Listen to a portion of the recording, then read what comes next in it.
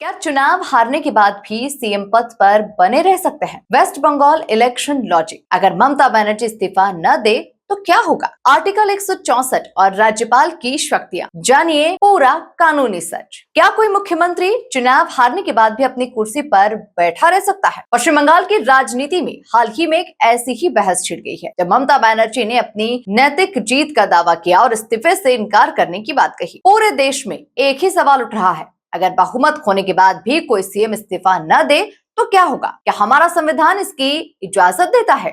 बात कड़वी है लेकिन आंकड़े साफ है। बंगाल विधानसभा की 293 सीटों में से बीजेपी ने 207 सीटों के साथ ऐतिहासिक प्रदर्शन किया है, जो बहुमत के आंकड़े से कहीं ज्यादा है। वहीं टीएमसी महज 80 सीटों पर सिमट गई। खुद ममता बनर्जी भवानीपुर सीट से शुभेंदु अधिकारी से 15,114 वोटों से चुनाव हार गए। ऐसे में सत्ता का महापलटवार तो हो चुका है, लेकिन कानूनी पेंच अभी भी बाकी है। अब आते हैं सबसे बड़े सवाल पर, क्या राज्यपाल मुख्यमंत्री को बर्खास्त कर सकते हैं? भारतीय संविधान के आर्टिकल 164 के तहत मुख्यमंत्री की नियुक्ति राज्यपाल करते हैं और सीएम का पद राज्यपाल के प्रसाद पर्यंत बना रहता है। इसका मतलब यह है कि अगर कोई भी सीएम बहुमत खोने के बाद भी इस्तीफा नहीं देता तो राज्यपाल उन्हें फ्लोर टेस्ट यानी कि बहुमत साबित करने के लिए कह सकते हैं।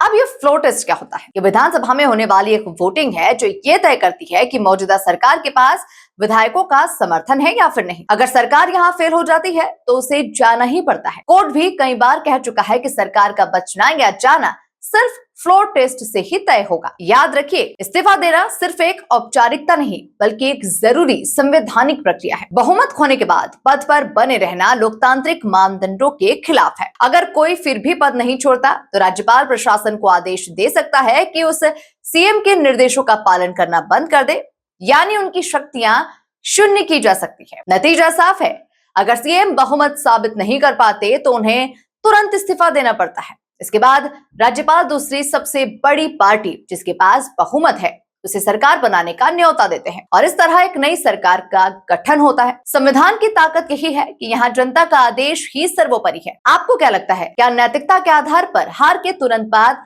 इस्तीफा दे देना चाहिए? कमेंट में अपनी राय जरूर बताइए। नमस्कार। खबरों की रफ्तार सधे अंदाज में लेटेस्ट खबरों के लिए हमारे चैनल साधना एक्सप्रेस डिजिटल को सब्सक्राइब जरूर करें।